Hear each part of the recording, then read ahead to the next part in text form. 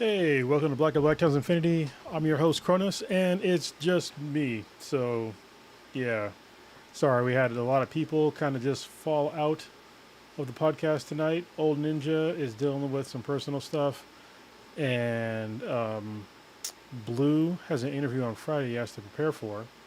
So you just get me for a little while. Probably not for that long, because I didn't prepare for a solo show tonight. But at least y'all get to hear my voice and see my face for a little bit. Uh, I can still do some of the stats, even though it's kind of hard to do when it's just me. But I can tell you that listener of the week would be Josh P. Wright. Thank you very much for watching or listening. Definitely appreciate it. And in the chat, nobody yet, but I will give you a shout out once you enter the chat. There actually was a few things that I wanted to talk to all of you about tonight, and especially Prodigy, because we are a little bit more plugged into politics than I think the other podcast members. Some crazy shit happened today with I can't even pronounce the guy's name because it's very Russian. Yevgeny Prigozhin, the leader of the Wagner Group, probably got murdered by Vladimir Putin, which is pretty crazy. And tonight's the Republican debates without Trump, which is weird. Trump's doing like a thing with Tucker Carlson, and he's gonna do it on Twitter, or I'm sorry, X. I put it in air quotes because X is a terrible name for a social media platform. Just it's Twitter. So yeah, that was a lot of shit like that going on today. I'm not gonna go too far into it though. Um, there was a lot of gaming news that actually came out today. That if I was prepared to do a solo podcast for, I would have like written it all down, had a list, and then talk to you all about it and give you my thoughts. But I can tell you about the game that I am playing right now. It's called Immortals of Avium. Which is pretty good. It's basically Call of Duty, but with magic. What's going on, Dan? Rescue residents in the house. Appreciate it, man. So yeah, Immortals of Avium is kind of touted as Call of Duty, but with magic, and it honestly was better than I expected. It's getting some mixed reviews, but I think it's pretty cool. Uh, the voice acting is excellent, and the dialogue is actually not bad. So I'm really surprised that it has like a decent story. It's not a bad story. It's not a great story, but it's not a bad story. And the dialogue is pretty good, and I like it. I love that the combat system is dope. You have like three different like schools of magic you can do, and it's been great. So I'm playing that. I'm waiting for Baldur's Gate 3, which Dan just talked about in the chat. Baldur's Gate 3 came out a little while ago. Actually, technically, it came out a long time ago for early access, but I've been playing it on the Steam Deck, and unfortunately, it doesn't really play that well on the Steam Deck. So I'm actually going to wait for it to drop on the PS5 to play for a couple of reasons. One is the graphical improvements over my Steam Deck, because the Steam Deck is not designed to run like a AAA title at like decent settings, so it just doesn't look great on the Steam Deck. And another reason I want to play it on the PS5 is because it has co-op on there, and I want to be able to play co-op with some friends for once, because I've gotten away from doing that for a number of years, and I would like to get into some co-op again. I want to make some time to game with friends, and Baldur's Gate 3 is just, it's a really fun fucking game so far. I know Ahsoka came out yesterday. It was supposed to drop today, but apparently they released it a little bit early, and I think going forward it's going to be released on Tuesdays, which is great for me because I can watch it on Tuesdays. But because of we have a 48-hour rule on a podcast where we don't talk about, especially TV shows and movies and stuff, 48 hours after it comes out, because I don't want to spoil. But what I can say though is that I really like Ahsoka. Y'all know the main reason why. It's because Rosario Dawson is my Canadian girlfriend. So anything she's in, well, not anything she's in, I'm gonna watch it. But if she's in, I'll be more inclined to watch it. And Ahsoka Tano is a really cool character, in the Star Wars universe. If you watched any of the old like Star Wars Rebels or any other like animated shows, there's heavy references to that whole universe. Ezra is referenced in like the first. Oh, maybe I am spoiling. Actually, no, not really. I mean, you should probably expect this, right? If you're into fucking Star Wars, and if you're not, you wouldn't understand what I'm talking about anyway. So it's gonna be a surprise. But yeah, there's like heavy references to like the animated Star Wars universe in the show, and I really like that. The production value is quite good. I think people are gonna really dig it. So it's kind of a mix between like a semi-slow burn, the semi-slow burn of say, what was it? Of like Andor, but then the heavy action of that you would expect with a traditional Star Wars show. So I like the mix of those two things in this show. So if y'all have a chance to watch it, I highly recommend you watch it. I watched the first one and a half. I'm gonna watch the other one probably tomorrow. Yeah, probably tomorrow. And yeah, I'm gonna enjoy it. It's kind of weird because it's gonna be a weekly thing, which I have to get used to, like having to wait for episodes to come out. But I'm actually getting more used to that now because I've started watching Bleach, Thousand Year Blood War, and it's episodic every week, and it's a fantastic show. But it's anime, and it's weird that I kind of forgot what it's like to wait for shows to come out, which is kind of weird. I think my generation has been like this weird bridge of like old time and new time stuff. Like we remember, in the older times when we had to get TV guides to know when fucking shows were coming on. And TV guides, I mean, they probably still exist. I doubt it, but they definitely don't serve the same purpose as they do now. Because even when cable came out, when cable TV came out, there was no guide like on cable. Cable TV was still just like old school like transmissions where you just have to wait for the show to come out and then like have to read the TV guide to know when things are coming out. And if you missed it, you either had to have enough money to have a VHS system set up and have a timer to record it, or you just fucking missed that shit. You had to wait for a rerun or for the show to come out on actual tape, which is very weird. This is very different from like today, where if you miss a show today, like it's fine. Like it's going to be streamed somewhere or on demand somewhere, and you're going to be fine. And these are just things that people just kind of forgot about that we had to deal with back in the day, back in the old times. Yeah, seeing the progression of various technologies throughout my lifetime has been like a really strange phenomenon. Like seeing the whole transition of social media back in the day. For me, I started using the internet when it was back in the BBS days, the bulletin boards, and it was bulletin boards. And I remember when Prodigy came out, and that's when we had chat rooms and stuff. And then AOL came out, and then the AOL is like, that's when like the internet kind of started blowing up. Was in like the AOL days, America Online, because they had a bunch of people get online, and that's when you had chat rooms and like groups stuff like that, and just you got access to like so many people, and then that's where it just kind of blew up. That was kind of like the pre-social media thing. And then years later we got MySpace, and that was like probably the first big social media platform that blew up. And even when MySpace first came out, there wasn't like this weird like political view thing on MySpace. You just wanted to connect with your friends that you missed when you were in high school with them, and that you grew up and now you had to move somewhere else, and it was easier to catch up, especially back in the day when people aren't. Just another weird technology thing. This might be a technology fucking weird tangent podcast for a minute. Is that back in the day some of us had cell phones. I've had a cell phone since 1999, and I've had the same number since '99. But back in the day, like if you made a phone call like in the middle of the day, it cost like a lot of money. Like it was super weird. You had to wait for like after hours to like make a phone call, and it was going to be like quote unquote free or whatever. So when MySpace came out, you can message people, through your computer like way easier. Obviously, you had like, chat programs too, but it was cool to have like somebody's page, and like you could get like somebody's curated life like through their page, and I thought that was like really neat. But back then, like there was no like huge controversies on like visiting somebody's page. Like you didn't have to.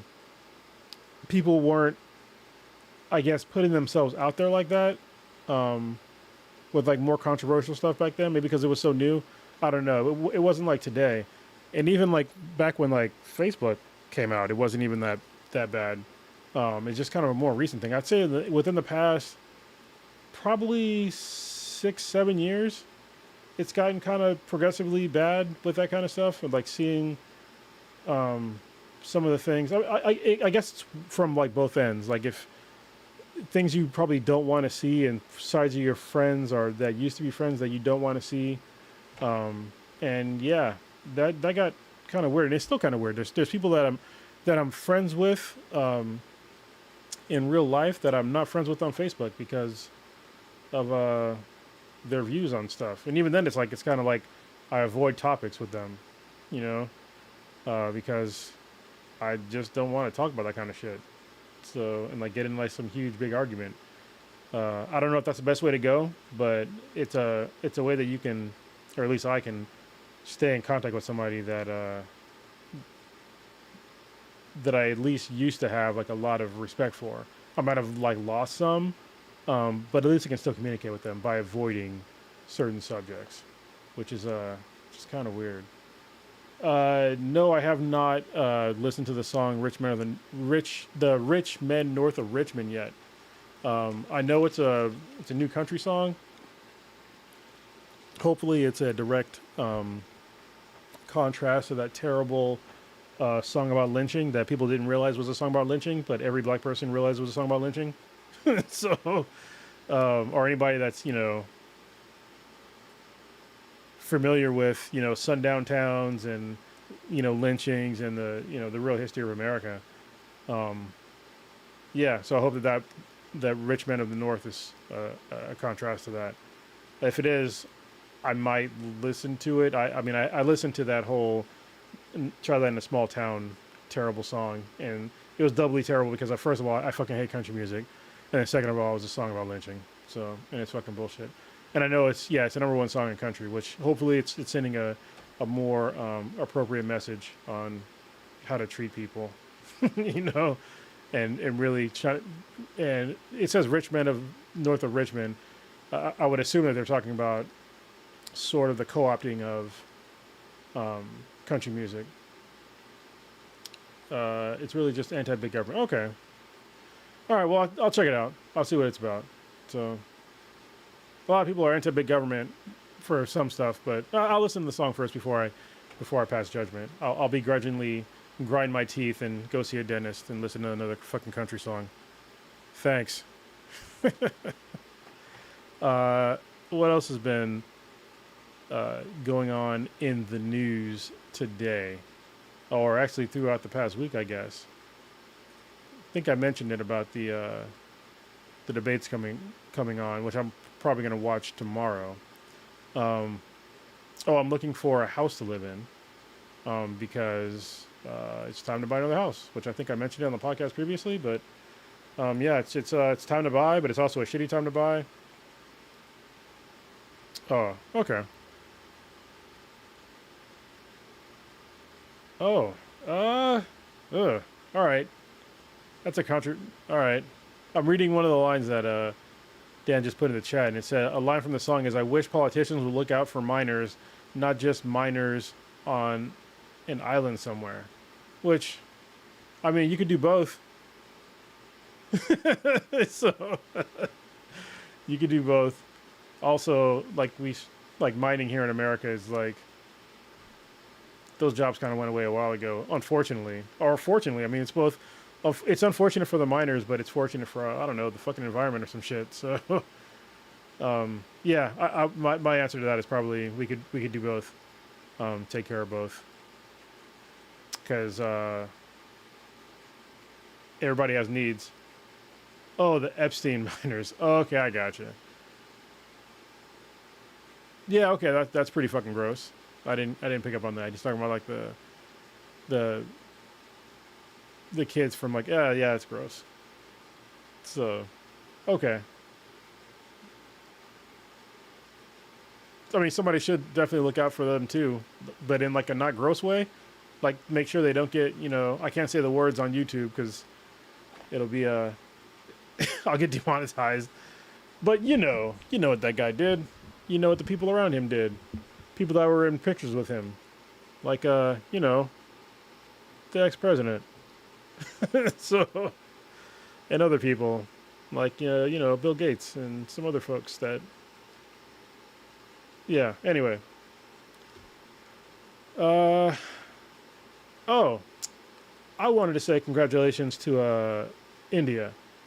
If y'all didn't know, this is funny because I've read through like some of the comments on iTunes about this podcast, and there was like more than one comment. There was actually multiple comments about talking about how we have like a range of topics that we talk about, and sometimes people that listen to this podcast don't really pay attention to the news at all. So if we are your sort of small content of news, then here's something you probably didn't hear about at all today, is that India landed a spacecraft on the moon, on one of the poles, which is the first time a spacecraft has been landed on the poles.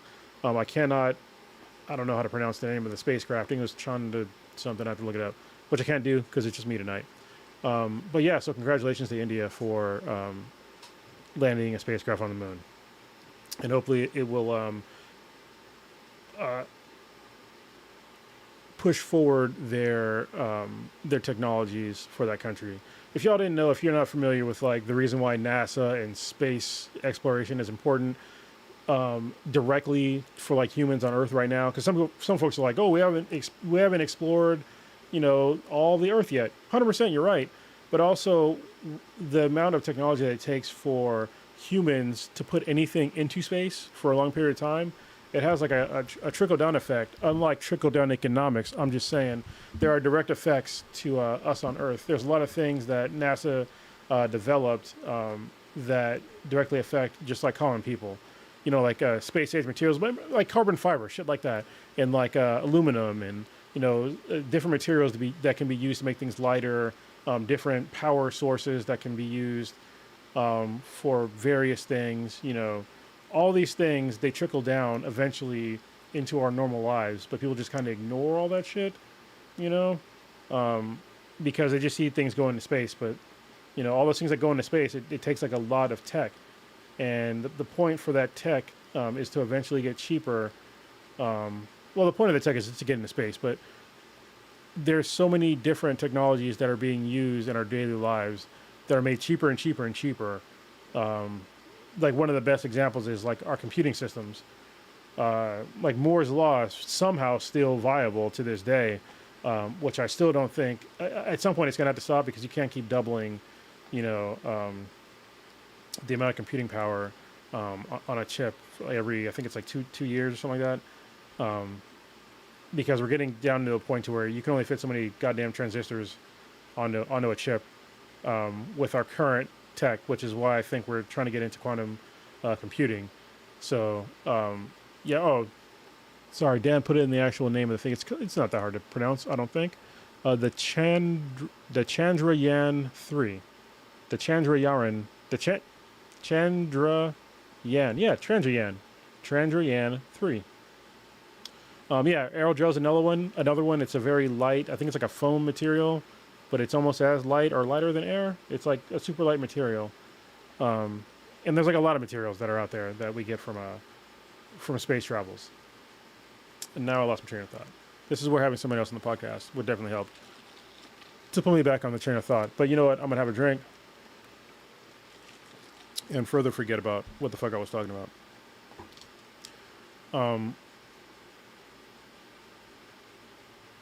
Yeah. So yeah, just congrats to India and any other country that's trying to get. I was talking about the Moore's law thing in chips. So there was this whole thing called the Chips Act, where we're here in America. We're going to try to. We've basically banned. We've banned China and I think some other countries from our technology with certain computer chips. So there's like certain Dan's probably gonna help me out through this when he catches up with me talking right now. But there's basically current technology computer chips that are crazy fast, and you can use them for a variety of means. One of them could be for AI. Another one could be for playing fucking video games. Or another one could be for making a very sophisticated missile system or rocket system. And so what our government has done is they've basically banned China from the current. I think it's like I think it's like one or two generations of our current chip technology, and we're pulling a bunch of our chip tech back to America. Intel is going to have a very, very slim, a very thin chip coming out, hopefully in the next 5 years, and it's going to push potentially technology forward substantially, and China is not going to have access to that. And it's kind of crazy because when it comes to computer chips, like I said before, you can use them for a lot of things. And America's saying that our concern is that they're going to use it for missile systems, which I get, but it's like they could do other shit with them too. And it's kind of like, but also on the other side, to be honest, this is a very valid argument, is that China has stolen a lot of our technology throughout the years. A lot of our technology, a lot of our patents, they just fucking steal that shit. So, and China's also retaliated against us, which is, they can do that. I think it's gallium is one of the materials that that we need to make these chips, and China is one of the biggest exporters of gallium, and yeah, they're just like, well, if you're not going to give us access to these chips, then have fun making these chips without some of these materials that you need to make these chips. So it's just a very interesting. It almost harkens back to like the Cold War. Like it's not a direct war with like human lives, but it's really war against economies, and war against like technologies. And if y'all are not paying attention to that kind of stuff, you should be. Couple of podcasts you should be listening to that I'm listening to. The Economist is really good. Freakonomics is another one. Marketplace is a great one too. NPR has a host of really good podcasts that span a bunch of different topics, this being one of them. And especially if you don't like watching the news all the time because they're biased, even though NPR and some of these other podcasts are slightly biased, but they're not as bad as other ones. It's nice to just get like chunks of news, because I listen to the ones that are like 30 minutes or less. Some of them are like an hour long, but most of them are like 30 minutes or less. And it's usually just like when I'm getting up in the morning, brushing my teeth, doing the dishes, whatever, putting on my headphones, just like listening to some daily news stuff every day. So I'm caught up with like the news.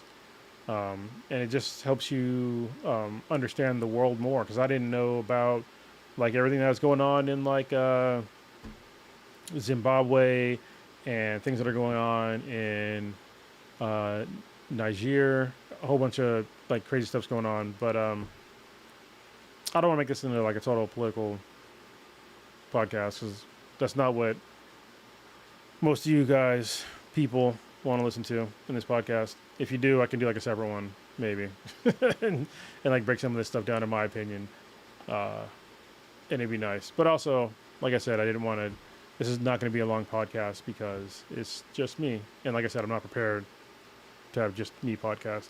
I have some stuff on my screen, but it was just from like old podcast stuff. Like I'm pretty sure Old Ninja said that Gear 5 breaks the internet, but Gears 5 didn't break the internet, because for me the internet fucking worked for a while. I'm just saying. Yes, we can talk about political stuff on Balance Exchange, because that's where we kind of go way more in depth about these issues. Especially we should probably do one about the Chinese about China and the Chips Act, because it's more than just what I just said in the past couple of minutes. It's a very long running thing, and I would love to talk to Dan about that and get his thoughts on it, because we both have not necessarily differing opinions, but we definitely have different opinions on these things. Um, Especially him still being in the military, and me being out for a while, so I have a difference of opinion on these things. But they're always really good conversations. Um, oh, I beat Trek to Yomi. I'm going back to games. Sorry, jumping around here. Um, Trek to Yomi. If y'all have not played that game, it was on the PS5. It's like this really crazy, like black and white game where you're a samurai, and it's really cool. And at the end of the game, it had me questioning life choices. I was like, all right, it was just like Spec Ops: The Line. Spec Ops: The Line. Played the whole game, and at the end, I was like, why did I do all these things? And I felt kind of terrible. Trek to Yomi. The decisions that you make in the game, they matter. So if you ever play the game, it's a great game. It's a great like side scroller samurai game where you basically get revenge. But yeah, pay attention to your decisions because they matter. And in the end, you might just be the fucking bad guy. I'm just saying. I felt like my morals might be askew after I played that game. Anyway, I'm gonna end the podcast here. Sorry, it's kind of short. It's only been like less than 30 minutes, but at least you got something. So next week we'll be back. I will see about dropping another podcast. For my birthday, I did my 44-minute roll, and I have not edited that podcast yet. It'll be a Jitscast. If you're interested in jiu-jitsu at all, I will edit that one sometime this week and drop that one as well. And I'll probably drop another old like S-class interview podcast soon as well. King Arthur, he said, Spec Ops was a horror game and you were the monster. Yes. That game, they need to make a part 2 of that fucking game. Like, seriously.